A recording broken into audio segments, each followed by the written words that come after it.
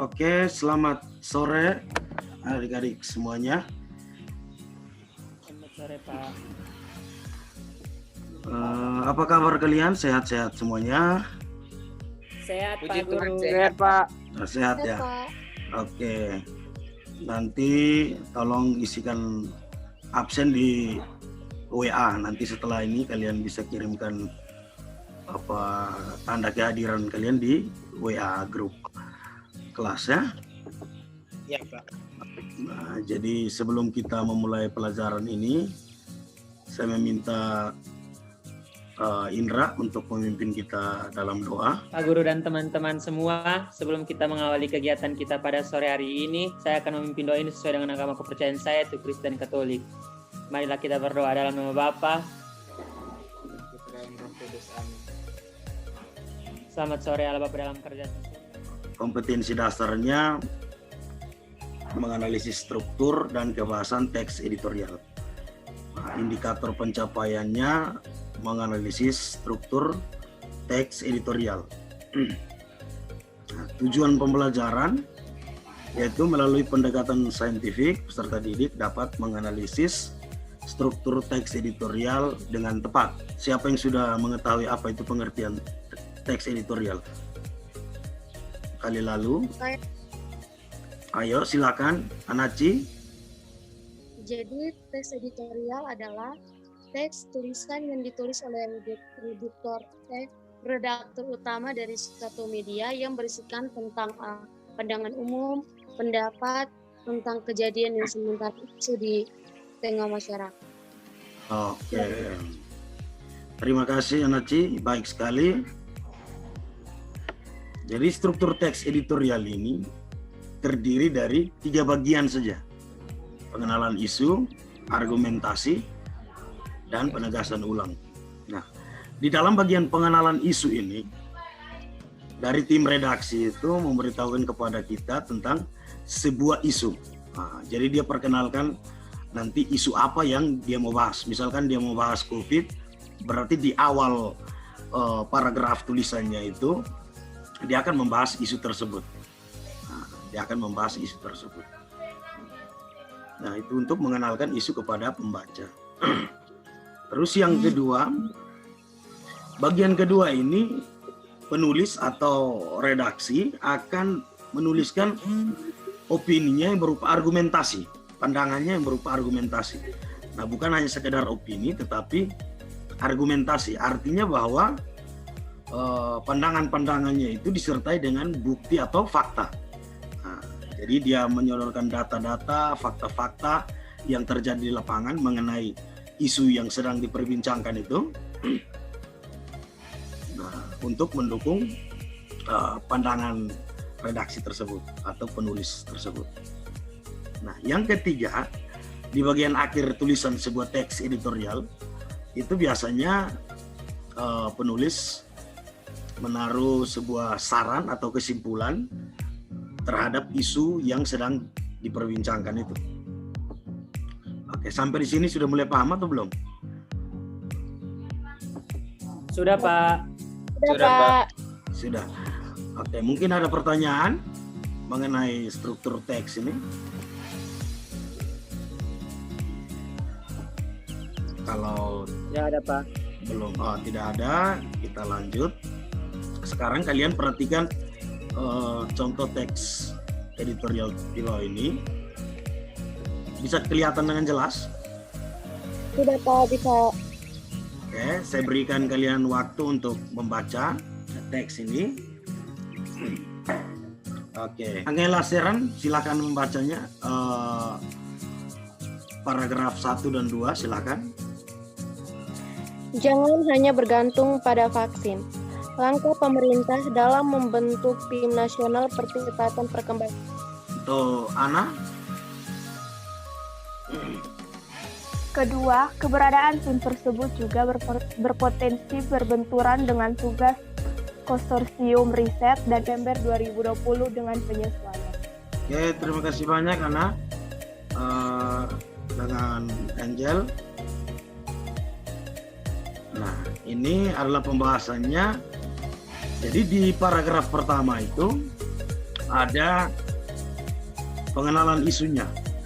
Nah, pengenalan isunya yaitu langkah pemerintah dalam membentuk tim nasional percepatan pengembangan vaksin COVID-19 pada pekan lalu memperlihatkan bahwa pemerintah mengandalkan ketersediaan vaksin sebagai jalan keluar dari pandemi ini.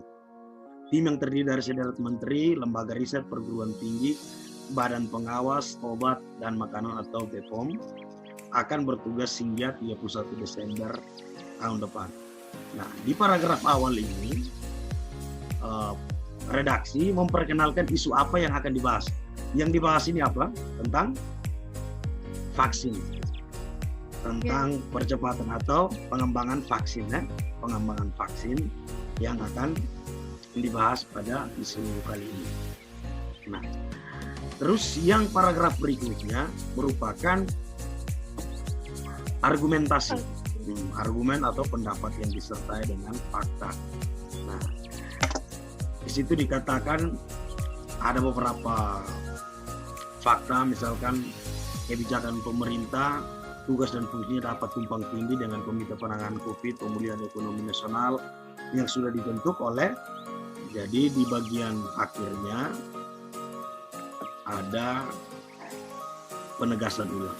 Nah, yang menjadi inti dari penegasan ulang di sini yaitu tanpa upaya yang terpadu melibatkan seluruh elemen masyarakat, tumpuan harapan pada satu solusi saja bisa dapat berujung pada masalah baru, terutama jika waktu pengembangan vaksin jauh lebih lama dari apa yang dijanjikan oleh pemerintah. Pemerintah tidak boleh menyimpan semua telur dalam satu keranjang. Upaya pengendalian wabah secara holistik harus tetap dilakukan melalui berbagai sudut. Nah, penegasan ulang di sini yaitu mengenai saran dari redaksi yaitu untuk memberikan solusi baru yaitu untuk pengembangan vaksin, Nah, itu merupakan sebuah penegasan ulang dari isu yang tadi, jangan hanya bergantung pada vaksin. Jadi tim redaksi ini berharap untuk mencari solusi lain selain percepatan penanganan COVID dengan vaksin. Oke, sampai di sini mungkin ada pertanyaan. Mengenai. Oke, kalau tidak Pak. Oke. Silakan Anaci untuk bisa menjawabnya.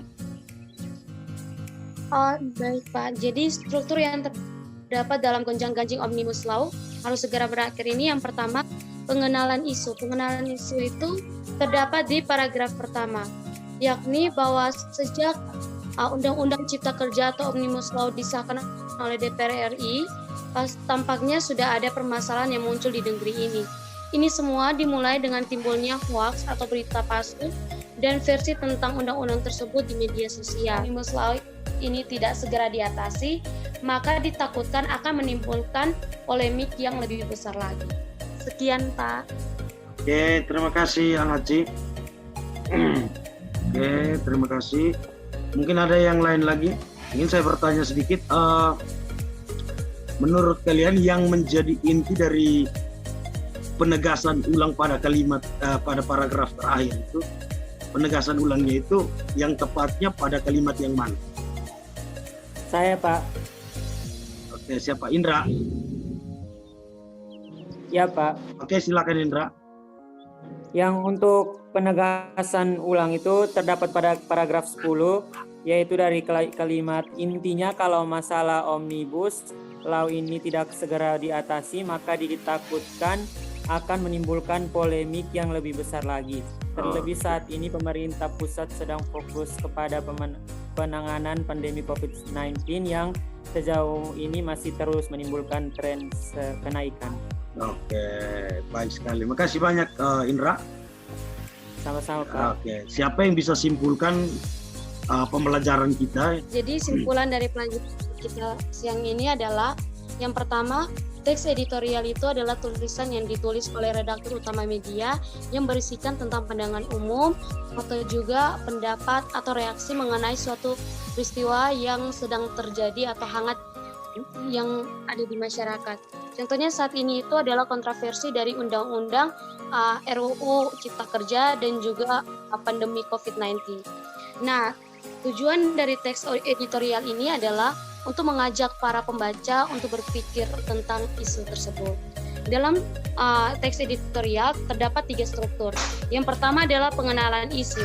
Pengenalan isu merupakan bagian pendahuluan editorial. Fungsinya adalah mengenalkan isu atau permasalahan yang akan dibahas dalam bagian berikutnya. Sedangkan yang kedua adalah penyampaian pendapat atau argumen. Bagian ini adalah bagian pembahasan yang berisi tentang tanggapan redaksi terhadap isu yang sudah diperkenalkan sebelumnya. Dan yang ketiga adalah penegasan. Penegasan ini terdiri atas simpulan, saran, atau rekomendasi. Sekian, Pak.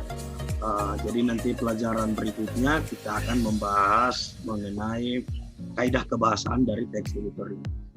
Oke, sebelum kita mengakhiri pelajaran kali ini, saya meminta salah satu kalian untuk memimpin kita dalam doa. Mungkin dari 3 orang ini, Yana atau Virgus, silakan Virgus, pimpin kita untuk doa penutup untuk menutupi pelajaran kita hari ini. Pak Guru dan teman-teman, sebelum kita mengakhiri pelajaran kita hari ini, mari kita mengharap Tuhan dalam doa. Saya pandu doain menurut agama kepercayaan saya atau Katolik. Dalam nama Bapa, dan Putra dan Roh Kudus. Amin. Tuhan adalah Bapa kami dalam kerajaan surga, Bapa Maha Pengasih, Bapa Maha Penyayang. Oke, terima kasih banyak. Sampai jumpa nanti di lain waktu. Kita akan bertemu lagi. Semoga pandemi ini cepat berakhir sehingga kita bisa langsung bertatap muka. Oke. Amin. Oke.